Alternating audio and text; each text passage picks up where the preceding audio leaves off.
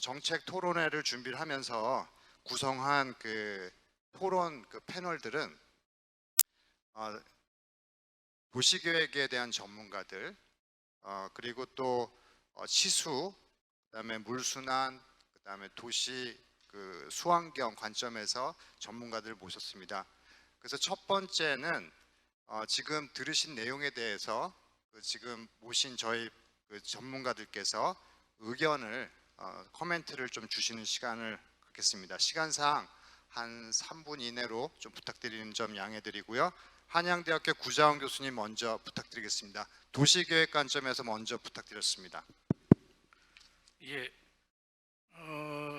요청받기는 도시계획에 관해서 요청사항을 말씀하라 그러는데 제가 지금 수변 감성 도시를 시에서 시범 사업을 하고 있는 거 아까 보여드렸고 구회를 대상으로 공모 사업을 또 하고 있어요. 그 공모 사업에 대한 심사위원을 제가 맡고 있어서 어떤 식으로 이 의미가 있고 어떤 식으로 진행되고 있는지를 잠깐 말씀드리고 요청사항을 지금 얘기할까요? 끝에 얘기할까요?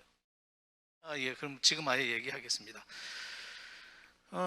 사실은 서울은 조선시대 인구 10만의 도시에서 시작해서 6.25 직후 100만의 도시였다가 1000만의 도시로 성장을 하고 1000만 명의 인구가 사는 도시로 성장을 하고 지금은 2500만 수도권의 경제중심 도시로 성장을 해왔죠.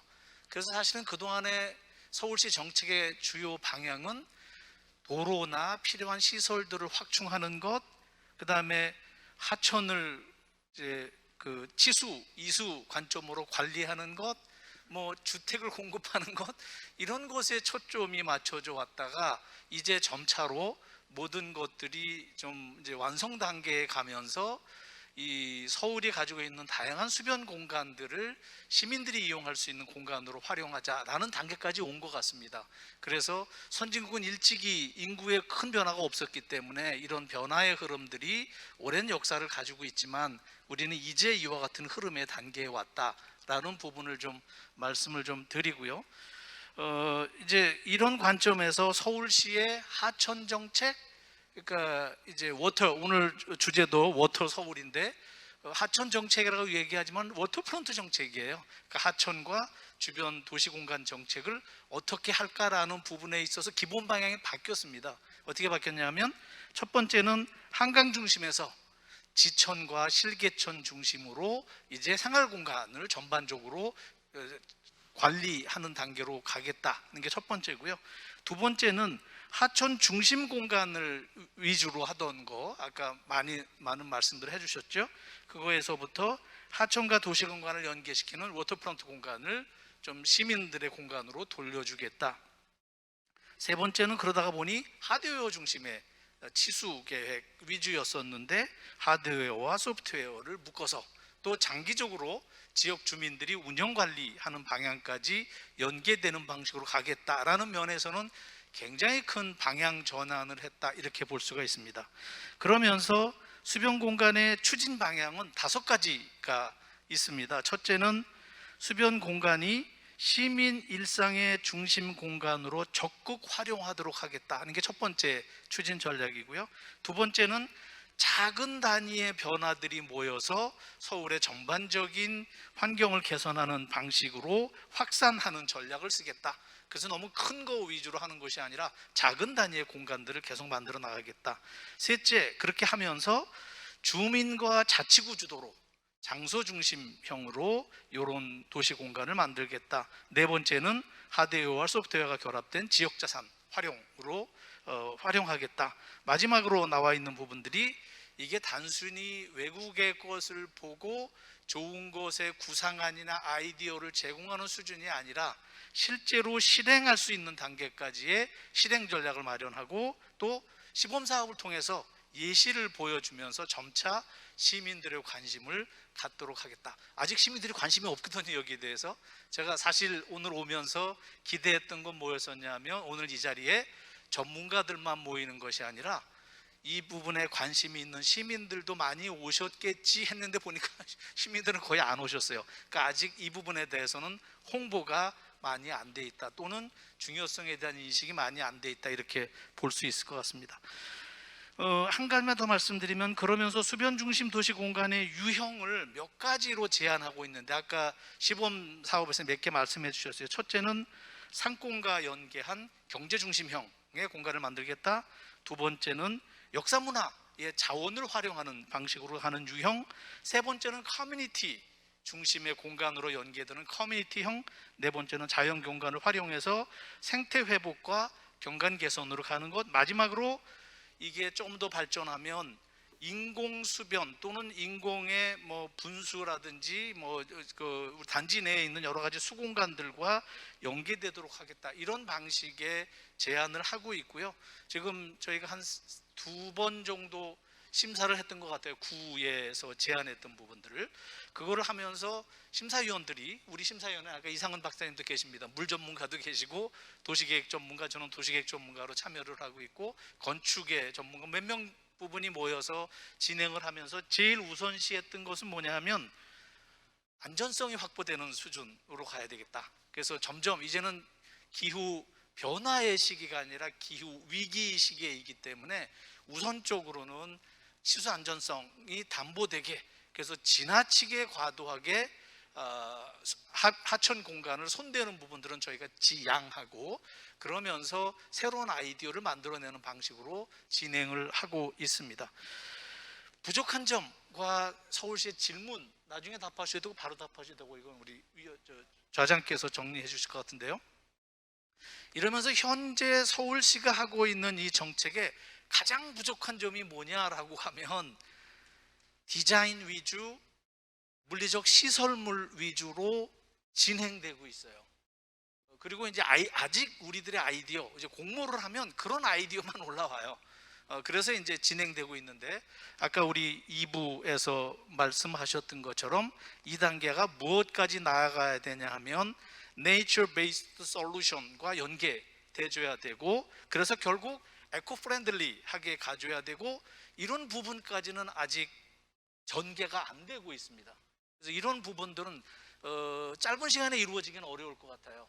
그래서 이 부분을 공모 과정을 통하고 하는 것을 통해서 아이디어를 구하지만, 저는 조금 더 깊이 있는 연구를 서울시가 주도했으면 좋겠다. 무슨 말씀이냐면 이런 부분에 대해서, 그러니까 Nature Based Solution의 다양한 업스케일링 기법 같은 부분들을 좀 연구하거나, 또는 연구는 많이 돼 있을 거거든요. 이런 것들을 잘 모아서 아이디어를 제공하면서 블루 그린 네트워크 체계와 연계되는 다양한 아이디어, 기법, 이런 것들을 연구를 했으면 좋겠고, 지금은 공모하면 어떻게 나오냐면 건축사무소가 구하고 같이 만든 아이디어의 작품들, 또는 조경회사가 아이디어를 내서 만든 작품 수준으로 올라옵니다. 근데 이게 사실은 조금 더 넓은 공간 확장돼야죠. 거버넌스가 확장돼야죠. 연구소도 좀 참여를 해야 되고, 기술연구소, 대학도 좀 참여를 해야 되고, 그러면서 상업으로 활용할 수 있는 스테이크 홀더들도 좀 참여를 하고, 이런 방식으로 확장하는 개념으로 가야 되겠다. 그래서 발전 방향에 대한 이야기고, 이런 부분들에 대해서 혹시 서울시가 장기적인 구상이나 발전 방안을 가지고 계신지라는 부분을 질문을 드리면서 제 의견을 마치도록 하겠습니다. 네, 당초에는 이제 의견들 얘기하시고 그 다음에 또 질문들 하는 건데, 지금처럼 의견 얘기하시면서 그냥 질문 같이 주시면 제가 나중에 질문을 정리해서 말씀드리면은 과장님께서 답변해 주시면 감사하겠습니다. 자, 다음은 그 에드워드 양 서울대 교수님을 모셨는데, 그 이유는 아까 보셨던 그 부산 쪽에 에코 델타 시티, 스마트 에코 델타 시티를 실제적으로 사업을 하시고 또 총괄 계획도 하셨던 분이기 때문에 사업 경험이 많으십니다. 그래서 사실은 그 실제 사업 시에 고려할 사항들에 대해서 좀 의견을 좀 준비해 주십시오 하고 부탁드렸습니다. 부탁드리겠습니다. 예, 반갑습니다. 예, 소개받은 에드워드 양입니다. 오늘 서울시 감성도시과 너무 선진적이라는 생각이 듭니다. 그래서 너무 과 이름이 좋아서 제가 근무하는 곳에 다 돌렸어요, 본부에. 이런 이름 참 멋지다. 공직사회에서 수변을 이렇게 표현해서 또 상징성을 이끌어 간다는 게 상당히 고무적이라는 생각이 들고요. 작년에도 제가 한번 초대를 받았는데 원래는 좀 제가 우리 좌장님께서 말씀하신 대로 실무를 해본 사람으로서 제가 사실은 물 때문에 욕을 참 많이 먹고 다니는 사람입니다. 물기를 하도 많이 파서 제발 좀 그만 파십시오 이런 얘기도 주변 또 지인들이 말씀을 하시는데, 부산 에코 방금 우리 김도균 부장님 쪽에서 말씀하신 8년간 제가 마스터 플랜을 직접 작업을 했습니다. 그리고 첫 삽도 뜨는 것도 보고 지금 44개국이 방문하는 스마트 빌리지도 마무리를 하고 제가 떠났었는데요. 그래서 참 감회가 새롭습니다. 왜냐하면 오늘 서울시 수변공 소하천을 건드린다는 것은 상당히 의미가 있다고 판단이 돼서 좀 연결을 하면, 이게 36,000불 시대에 우리가 도시의 삶을 지를 이제 개발로는 더 이상 우리 시민들의 욕구를 채우지 못할 것이라고 좀 확신이 듭니다. 소비 지수를 보시면 4만 불입니다. 4만 불이면 제가 있는 영국에 있는 사람들보다 잘 먹고 잘 살고 차도 크고 집도 크고, 제가 깜짝 놀랍니다. 저녁 먹는 거 보면 진짜 잘 사는 나라가 됐다 이런 말씀을 드리고, 그런 라이프 스타일이 이제 공간으로 전이되고 있다는 측면에서 소하천을 다루고 있다는 것은 개인적으로는 정말 전략적으로 잘 잡고 있다는 저는 생각이 듭니다. 영국에는 4,000마일의 운하가 있었습니다. 수공간이 있었죠. 제가 조사를 했고 영국 브리티시 워터웨이라고 제가 직접 거기 담당 다이렉터하고 인터뷰를 한 것이 있는데 4,000마일이 지금 2,000마일로 줄었거든요. 그런데 산업혁명 당시보다 더 많은 사람들이 이용을 한답니다. 3억 명. 영국 인구가 그렇게 8천만 그 내외인데 3억 명이 이 소하천 같은 문화를 따라서 지금 어메니티로 활용을 하고 있다는 것은, 이거는 뭐 인류에게도 참 도움이 되고 각 개인의 정신 건강이나 삶의 질에도 저는 직결된다고 저는 좀 판단이 됩니다. 그래서 이 소하천들을 이렇게 잘 다뤄가는 것은 정말 시적절하다는 그런 생각이 들고요. 오늘 우리 과장님 중요한 업무를 이제 또 하고 계시는데 오늘 발표하신 것이 좀 도움이 되자는 측면에서 좀 말씀을 드리면, 저는 이렇게 좀 했으면 좋겠습니다. 앞으로 이제 전략도 짜시고 이제 킬러 아이템도 잡으셔갖고 사업을 진행하셔야 될 텐데, 그 킬러 아이템을 잡는 부분과 관련해서 이 KPI, 키 퍼포먼스 인디케이터, 어디 가면 이제 예산 받을 때도 상당히 유용하게 써 있는데, 죄송합니다. 제가 대구에서 일을 해서 서울에 있는 소하천을 개발했을 때 여기 주변에 사는 사람들은 다른 나라보다 1년 더 살 수 있다. 건강도시 개념. 이제 1년 더 살 수 있을 만큼 삶의 질을 높일 수 있다. 정량화하는 부분에 대해서 매우 도전적이죠. 부산에서는 실제로 제가 대통령 앞에서도 했던 얘기인데 125시간 더 시간을 절약할 수 있고, 월드뱅크에 가서 우리 부총재가 했던 얘기, 여성인데 여기 살면 피부가 5년 더 젊어진다. 다른 나라 여성들보다. 그만큼 삶의 질이 좋아진다는 얘기죠. 그래서 조금 도전적으로, 서울이 이제 글로벌 도시 아닙니까? 월드시티 레벨로 보면 알파, 베타면 7위 정도 되고 있기 때문에 이제는 서울시가 잘 되어야 되는 것도 당연히 해야 되겠지만 인류에 기여할 수 있는 그런 모델 도시를 제시를 해주는 것이 상당히 중요하다. 저는 그런 말씀을 다시 한번 강조드리겠습니다. 이제 더 이상 서울시가 외국 사례를 보는 것도 좋지만 안 보고 서울시가 가지고 있는 한계 어젠다를 가지고 좀 만들어서 좀 이렇게 과감한, 여기 있으면 1년 더 살 수 있다. 소하천 주변에는 여기 살면 내가 더 건강해서 5년 더 살 수 있다. 여기 있으면 내 삶의 문화지수가 1단계 높아진다. 이런 형태의 KPI 중심적으로 이 전략, 이 워터 서울을 좀 이렇게 몰고 갔으면 좋겠다는 생각이 좀 들고요. 실제로 예산을, 국민 세금을 가지고 예산을 집행하는 측면에서 봤을 때도 그런 과정들이 매우 힘든 과정이긴 하지만 요즘은 그렇게 할 수 있는 여러 가지 여건들이 많이 있습니다. 기술들이 좋아져서. 그래서 그런 부분들을 서두에 좀 과감하게 좀 이렇게 좀 정리를 해서 제시를 했으면 좋겠고요.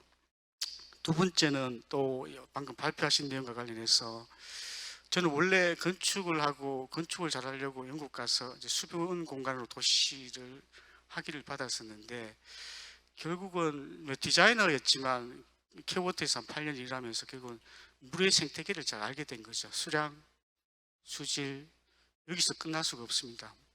물수 생태, 생태가 또 완성이 되지 않으면 완벽할 수 없고요. 마지막에는 물순환입니다. 물순환이 되지 않으면 또 이게 작동이 안 돼요. 대구공항이 지금 군위로 이전을 합니다. 210만 평의 마스터 플랜을 하고 있는데 제가 한 23km 물길을 팠습니다. 폭 8m. 이것도 대구시 내륙형 수변도시 연관성이 있어요. 그래서 저는 이 전략서를 짜실 때 수량, 수질, 수생태, 물순환 이 네 가지 파트를 반드시 현실감 있게 마스터 플랜을 각자 하나 소 마스터 플랜이 나와야 된다는 생각을 가지고 있고 그래서 이 부분을 조금 더 좀 공격적으로 이렇게 좀 담아주셨으면 좋겠다는 생각이 들고요. 그리고 마지막 두 가지가 있는데요. 하나는 이제 우리가 이 사회가 이제 무서운 사회에 살고 있습니다. 5G 기반의 가상인지 현실인지 저 스마트시티 국가시범적으로 4년 정도 하니까 가끔씩 헷갈릴 때가 있어요. 내가 지금 뭐 하고 있는지. 그렇지만 기술이 너무나 좋아져서 우리 소하천의 하상 개수 여름철 비가 많이 오고 겨울에 가뭄이기 때문에 이 수변이 한계가 없습니다. 한계가 너무나 제약이 많습니다. 제가 대한민국 수변을 다 돌아다녀 봤는데요. 몇 군데 안 돼요. 부산은 그나마 학원이 있어서 이게 레벨을 맞춘 것이. 그래서 이 AR 기술을 접목해서 친수 물을 만지고 건드릴 수는 없지만 최근에 아바타도 나오고 그래서 저는 메타버스 버전의 어떤 소하천 디지털 트윈 개념을 좀 적용을 해서 우리 또 MZ세들이 가지고 있는 감성들을 잘 조화롭게 하면 실질적으로 그런 한계를 좀 극복할 수 있지 않을까 하는 그런 생각을 상당히 많이 하고 있고요. 기술적으로 이미 서울시에서 메타버스를 얼마 전에 또 구현을 한 걸로 알고 있습니다. 그래서 거기에 대한 프로그램을 조금 더 많이 보완하셔야 됩니다. 왜냐하면 지금 세대들은 남대문에서 만나자 실제로 남대문에 가보니까 아버지가 아들 보러 갔는데 없어요. 알고 보니까 가상세계에서 남대문 만들어 놓고 그렇게 대화하고 놀게 되는 시대가 이미 와 있습니다. 저희 주변에 조카들 보면 타이핑 안 치거든요. 이렇게 말로 이렇게 게임을 주고받고 하는 그런 시대가 와 있어서 이 소하천의 어떤 장애를 조금 가상세계는 제약이 없지 않습니까? 그래서 그런 패턴으로 한번 서울을 제대로 한번 글로벌하게 ICT 강국 메모답게 브랜드를 좀 만들어 갔으면 좋겠다는 생각을 들고요. 마지막으로 이 규제 혁신인데요.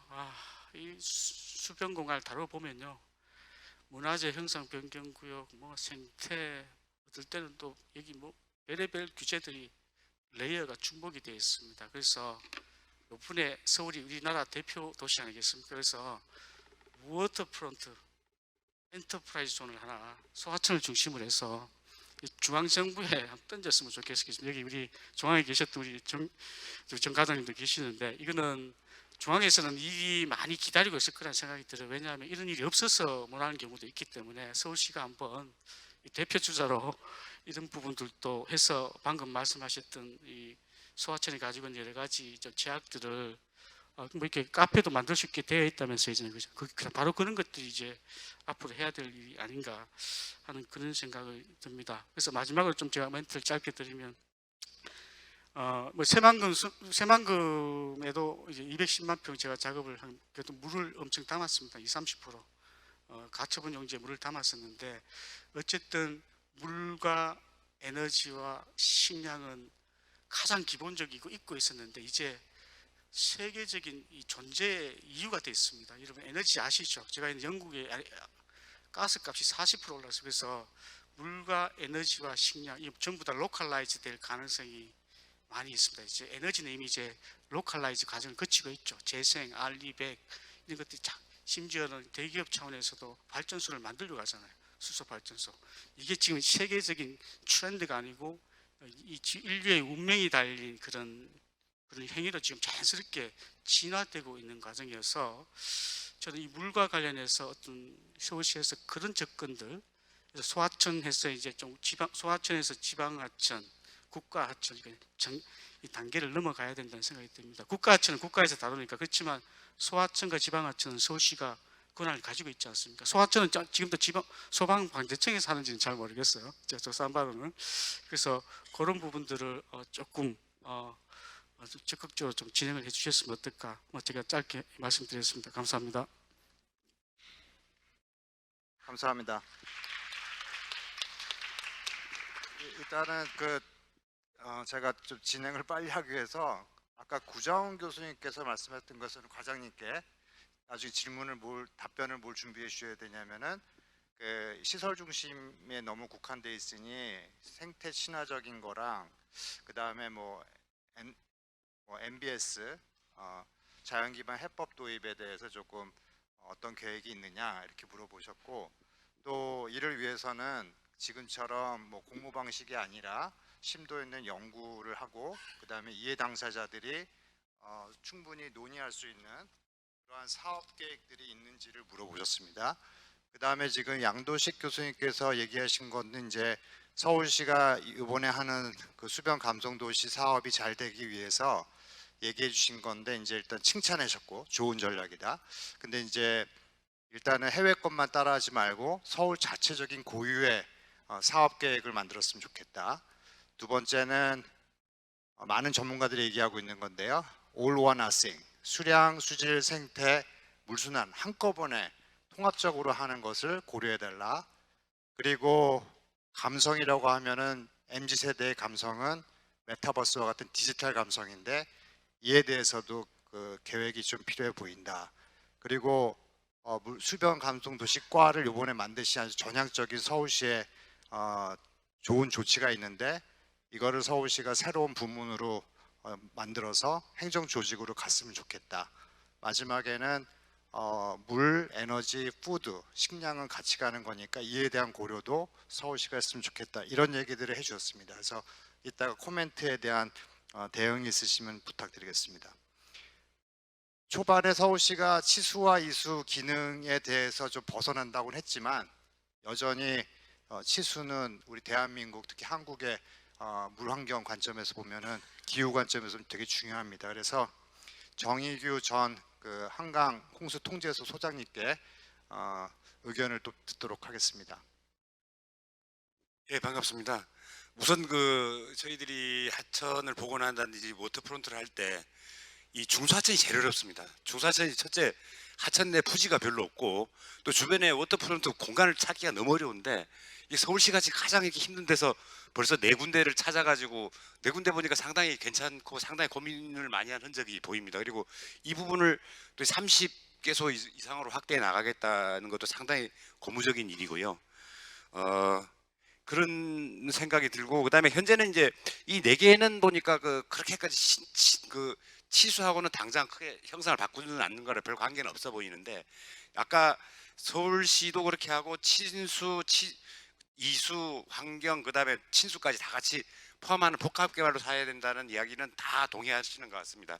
양도식 박사님도 그런 얘기 하셨고요. 근데 그런 방식으로 가야 되는데 특히 정비 사업도 그렇게 가야 되고요. 특히 지금 이제 여러 가지 홍수 문제 때문에 크게 진행되고 있는 데가 이제 중랑천 주변하고요, 도림천이 있습니다. 도림천 이 부분이 들어가면 중랑천은 상당히 중대규모 하천이거든요. 그리고 안에 공간도 아주 넓습니다. 그리고 여기서 환경부에서 지금 수천억 원을 곧 투자할 계획이기 때문에 서울시에서 이거 준비하고 있는 걸로 알고 있습니다만은 그 부분을 할 때 이게 이런 어떤 친수 워터플란트가 복합 고려되게, 특히 도시 내부의 중랑천 주변에는 아주 저지대에 우리나라의 가장 치수적으로 위험한 지역입니다. 제가 알기로 저지대가 지금 계획 빈도 한 30년 빈도에 견디게끔 돼 있는데 그걸 오버되기 시작하면은 요번에 도림천 주변에 피해난 거는 피해난 거 수십 배 이상의 어떤 홍수 피해가 날 만한 지역이거든요. 그래서 이게 한꺼번에 안 되니까 우선 중랑천으로 해서 지금 30년 빈도를 한 100년 빈도로 낮춰주고요. 더 안전하게 나중에 그쪽에 도시 재정비나 재개발을 할 때 전체적으로 성토도 좀 한다든지 높여줄 이런 필요가 있습니다. 그런 부분에 대해서 제가 생각할 때 어차피 공사 투자가 될 때 중랑천 주변에 대해서 어떤 하천 전체에 대한 그 보건 마스터 플랜 주변하고 연계된 그걸 미리 수립해줘 가지고 기왕 투자될 때 당연히 환경부에서 받아들일 겁니다. 이거 지자체 이런 계획이 있으니 연계해서 해달라. 그게 상당히 좋을 것 같고요. 도림천은 뭐 아마 지하로 물을 빼고 이런 형태로 가가지고 하천 자체는 건드릴 게 많지 않겠지만 그 일부 있을 수 있고요. 거기는 특히 도림천은 이제 그 접근이 상당히 곤란한 부분들이 있는데 너무 또 하천이 깊어가지고 사람이 접근이 상당히 곤란한 부분이 있는데 그런 것들은 일본 같은 경우는 보면 이제 그 밑에는 건드릴 수 없으니 위에 이제 조금 뭐 지하철 유술수나 이런 걸 활용해 가지고 이중 하천을 만들어준 경우도 있거든요. 그래서 이제 이용객 입장에서 볼 때는 친수 접근성이 좀 가능하도록 하는 부분도 있고 하니까 그런 계획적인 방법을 쓰는 게 어떤가 하는 느낌이 좀 있고요. 그 다음에 이제 서울시 주변에 치수 계획을 좀 해볼 때 제일 느끼는 게 또 하천 보건 계획을 해볼 때 느끼는 게 뭔가 하면 복귀 하천이 너무 많다는 겁니다. 중랑천 저기 그 전체 그 치수 종합 계획을 제가 그 담당해서 좀 기획을 했었는데 주변에 6개의 복귀 하천이 있거든요. 근데 이거 복원을 같이 했으면 좋겠다 그 생각을 많이 했는데 그 지방 하천으로 전부 서울시 관리하는 하천입니다. 근데 그 부분을 보니까 전부 도로로 쓰고 있어요. 근데 구시가지가 워낙 많아서 그 도로를 저기 구시가지 내에서 그 도로를 이전하고 복원하기는 뭐 도로 복원하는 하천 복원 비용은 뭐 10이 들면은 도로 이전하는데 그 땅 사는 것 때문에 20배, 30배 거기 들겠다는 거죠. 거기서 아마 근데 이 부분을 해결할 수 있는 방법으로 제가 생각하는 건 아주 중장기적인 계획이 필요한데 그 주변에 도시 재개발이나 재정비 또 유타운이 앞으로 계속 진행될 거니까 그런 거 진행될 때 그 원래 구시가지 부분에 서울시 시유지가 있습니다. 골목길이나 이런 것들이 시유지가 있는데 얘하고 하천변의 땅을 바꿔놓는 거죠. 바꿔놓고 차근차근 이어나가서 마스터 플랜을 수립한다면 이게 이제 뭐 재개발 A지구, B지구, C지구 각각 200m씩 이제 이게 뭐 땅을 이제 하천변에 세워놓으면 그 땅을 바꿔서 서울시 갖고 있으면 세 군데 다 재개발이 끝날 때 복개천에 있는 도로를 글로 옮기고요 복원하면 되잖아요. 뭐 그런 형식의 형태, 그런 형태가 상당히 바람직하지 않느냐 그런 생각이 좀 듭니다. 그리고 또 하나 제가 저기 하천 복원할 때 몇 가지 느낀 면에서는 당부사항을 말씀드리면 이제 상당히 그 수변 카페 같은 것들이 많이 그 계획하고 있는데요. 통상적으로 그게 들어오면은 주변 상가들도 상권이 또 살기 때문에 아주 좋아하는 경우가 많더라고요. 대부분의 경우는 많은데 조금 볼 때 이제 어떨 때는 보면은 약간 좀 뭔가 5% 부족하다고 싶은 것들이 예를 들어서 이제 세비섬 같은 경우 가보면 이게 세비섬은 상당히 그 좋고 아주 우수한 훌륭한 레스토랑도 있고 다 있습니다. 근데 애들이 먹는 뭐 떡볶이집이나 이런 게 없다는 거죠. 서민들한테 먹을거리가 마땅치 않은 거예요. 그러니까 가서 즐길 때는 되게 우리가 뭐 볼거리, 즐길거리, 먹을거리가 있어야 된다 그러는데 다양한 계층을 수용하지 못하는 문제들이 있습니다. 그래서 어떤 데는 또 좀 너무 저기 그 편의점 하나만 있고요. 그래서 이런 것들을 시장 수요를 잘 조사를 해가지고 주변에 이용객의 다양한 욕구를 다 맞춰주는 형태. 특히 제가 생각할 때 뭐 그 노량진접해 같은 경우는 아주 좋은 위치죠. 그런 위치 같은 경우나 그런 어떤 지천 합류부라든지 그런 데서 그런 그 이용자 공급자 중심이 아니라 이용자 수요를 잘 예측해서 거기에 맞는 이용객 편의 시설을 설치하는데 좀 많이 노력을 좀 해달라 그런 말씀을 드리겠습니다. 네, 감사합니다. 혹시 질문 시간이 따로 없거든요. 지금 질문 추가 있으세요? 자, 좋습니다. 그러면은 그 말씀하신 거를 좀 정리해 보면 뭐 그 네 군데 지금 그 선도 모델 입지 선정한 거에 아주 그 환경부 전 공무원으로서 아주 놀라시는 것 같아요. 서울시가 아주 잘했다.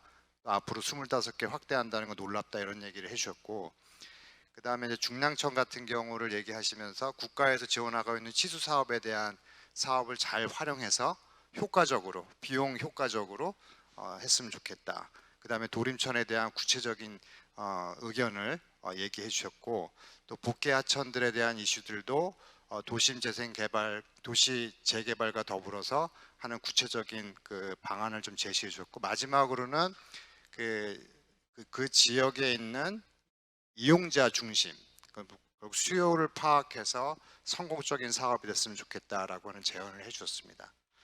자, 그다음에 마지막 그 토론자는 그 김성준 그 국토연구원의 그 단장님이시더라고요. 그래서 담당하고 계신 수자원 정책 연구단 단장님께 서울시 지금 발표하신 내용에 대한 그 의견을 듣도록 하겠습니다. 네, 안녕하세요. 소개받은 김준성입니다. 먼저 그간 이제 서울시 수변 감성 도시에 대해서 이제 파편적으로만 접했는데 오늘 박홍봉 과장님께서 잘 상세히 설명해 주셔서 이해하는 데 큰 도움이 됐던 것 같습니다. 먼저 저의 간략한 의견 말씀드리고 또 의견이랑 질문이랑 일맥상통한 부분이 있기 때문에 연결해서 말씀드리겠습니다. 이제 아까 세션 2에서 박진원 상무님이 이야기했던 것처럼 이제 기존의 친수 사업이란 것은 아무래도 하천관리청이 실시하는 어떤 하천공사 내에서 어떤 일부의 하천 시설로 친수 시설을 이제 설치하는 경우가 매우 많았습니다. 하지만 이런 경우에는 이제 관련 하천 법령 등으로 인해서 어떠한 지역 사회의 수요나 공익성과는 조금 어떻게 보면 뭐 수요가 제대로 반영되지 않는 상태에서 법 제도적인 제약 요건 내에서 어떤 획일화된 방식으로 어떠한 친수 공간이 조성된 사례가 많아서 그간 아쉬운 점이 매우 많았습니다.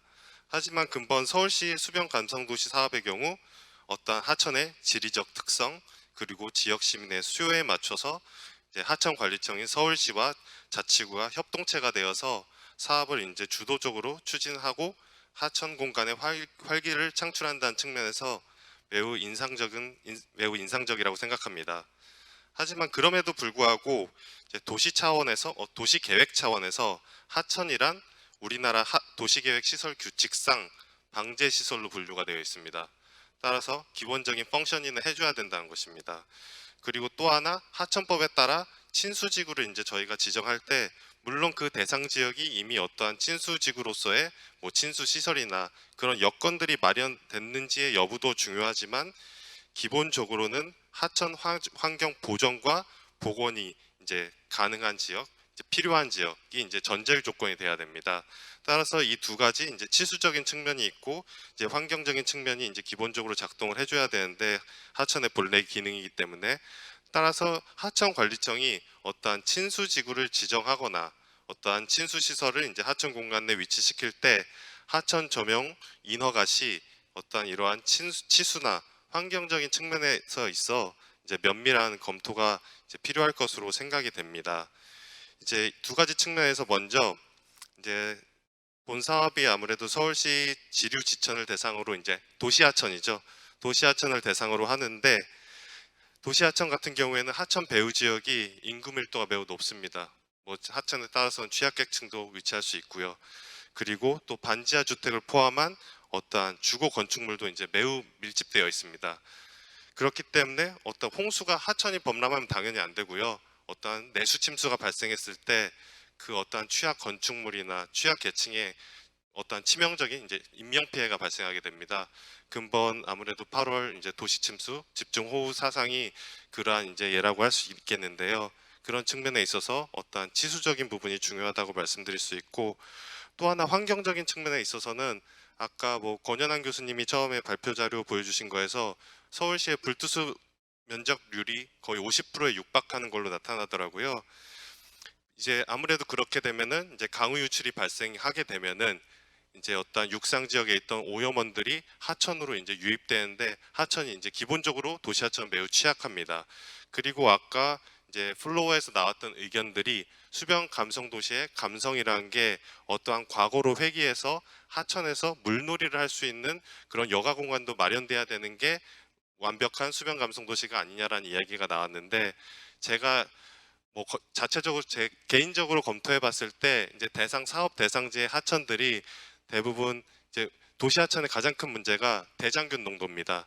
이제 물놀이 같은 걸 하려면은 기본적으로 대장균 농도가 1000 미만 뭐 좀 보수적으로 봐도 뭐 3000 미만 이 정도로 봐야 되는데 대부분이 10,000 이상이고 비가 온 다음에는 10만까지도 올라갑니다. 그렇게 되면 당연히 물놀이는 할 수 없고요.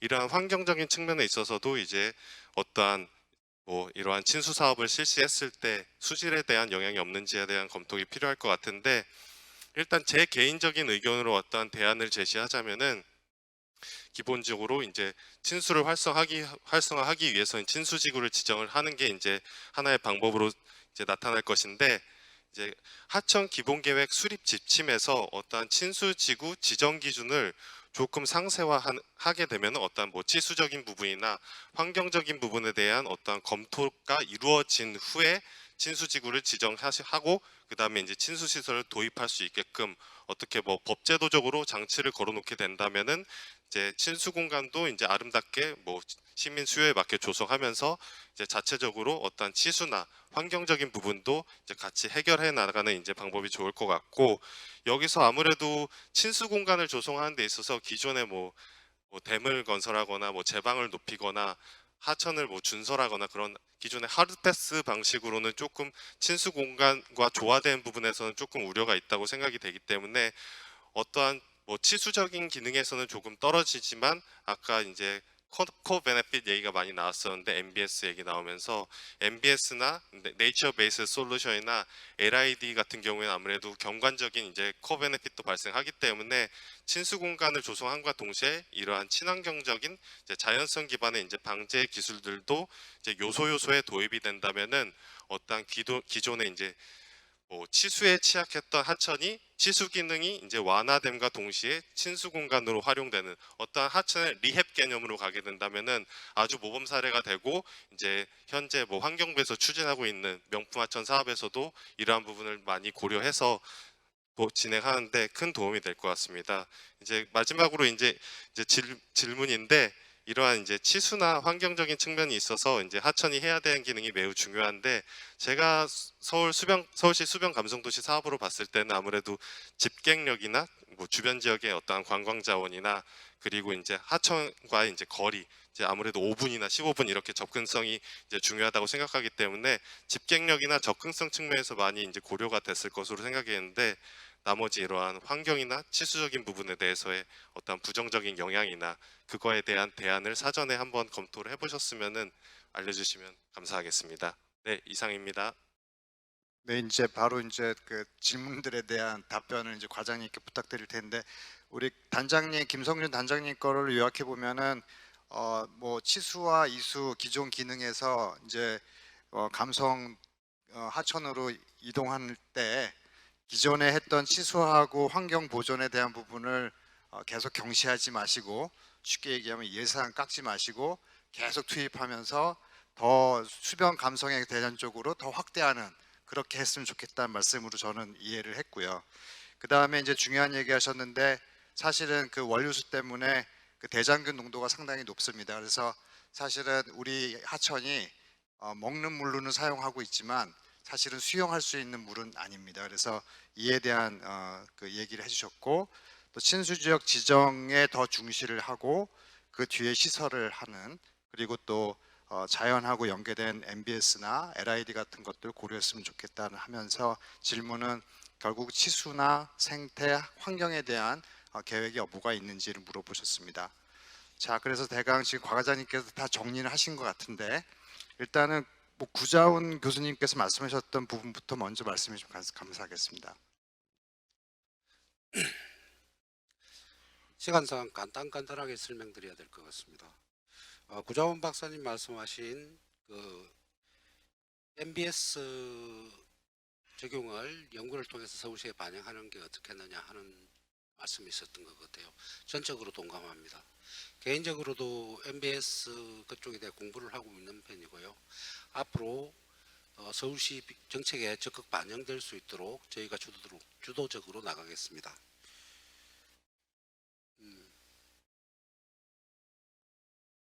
그리고 생태 친화적 계획 이 공모 방식이 아니라 서울시 주도로 해 나가는 게 어떻느냐, 이런 질문도 계셨던 것 같은데요.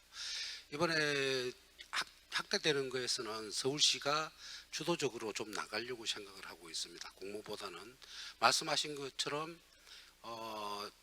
구청의 공모를 받다 보니까 너무 정비 차원 그렇게 되는 것 같아 가지고 저희들이 주도적으로 끌고 나가려고 생각을 갖고 있습니다. 구자원 박사님 질문에 답변 다 되셨나요? 제가 혹시 빠진 거 있으면은 좀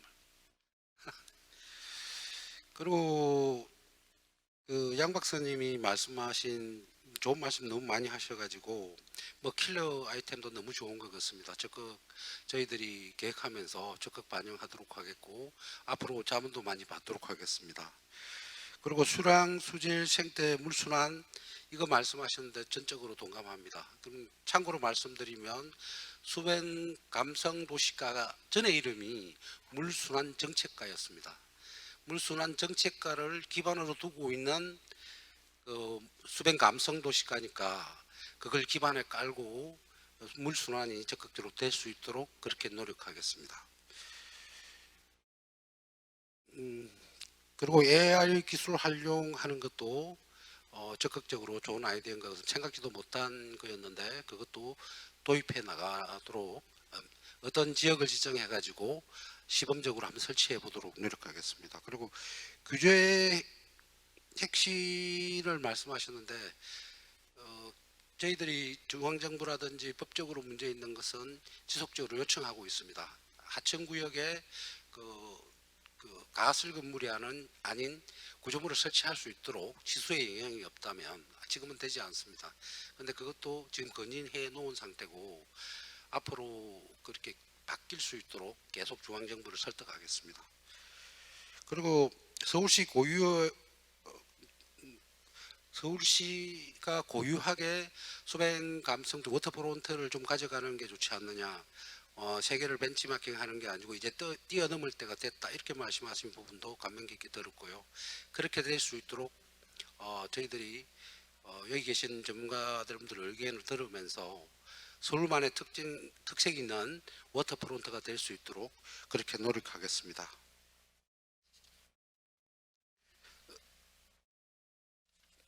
이양 박사님 혹시 제가 질문 빠뜨리? 예.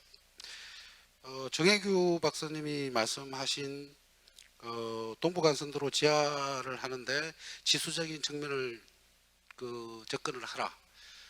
동부간선도로가 비가 많이 오면 위험해진다는 걸 저희들이 너무나 잘 알고 있습니다.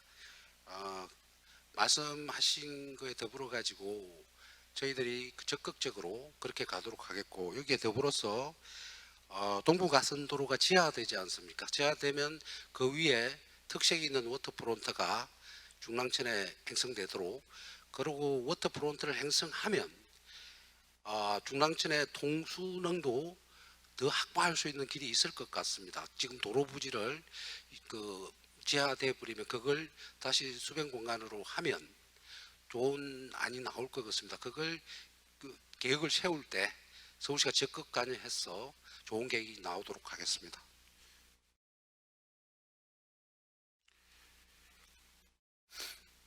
그리고 서민들의 먹거리가 골고루 필요하다 이렇게 말씀하셨는데요. 그 부분도 저희들이 다각도로 모색하고 있습니다.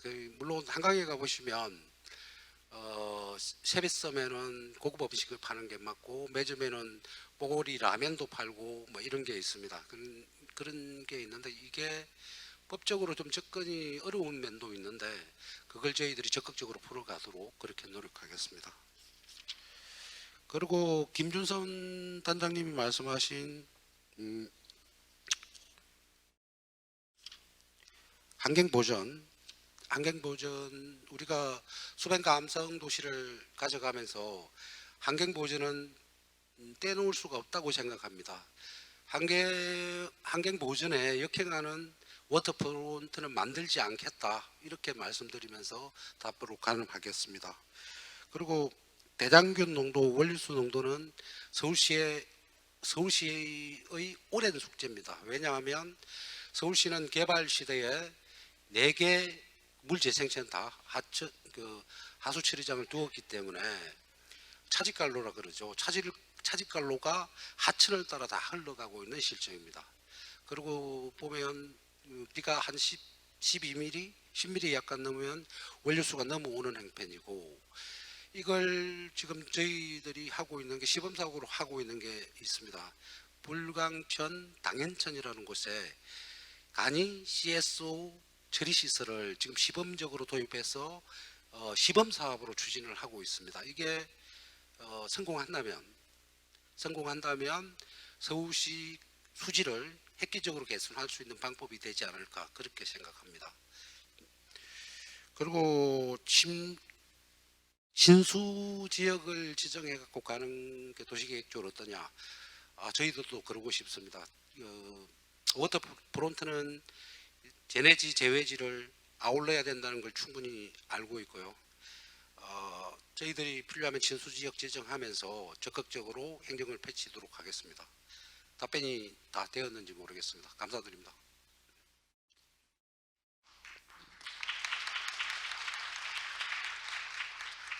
이번 세션이 제가 화장실 갔다 온 것까지 포함해가지고 한 15분 정도 늦었는데요.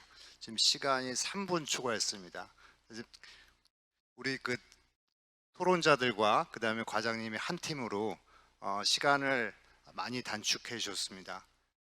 이와 같이 수변 감성 도시도 이제 막 시작하지만 아마 서울시의 수변 감성은 성공적으로 될 거라고 믿습니다. 우리 여기 모이신 모든 분들께서 다 합심하셔서 서울시를 도와주면 아마 세계 유례 없는 서울 맞춤형, 서울 특화된 수변 감성 도시 프로젝트가 아마 진행이 될 것 같습니다. 좋은 토론이 진행되게 된 서울시 관계자 여러분께 감사드리고 오늘 참석해 주신 토론자 여러분 감사드리고 청중 여러분께 큰 감사드립니다. 이것으로 이 정책 토론을 마치도록 하겠습니다. 감사합니다.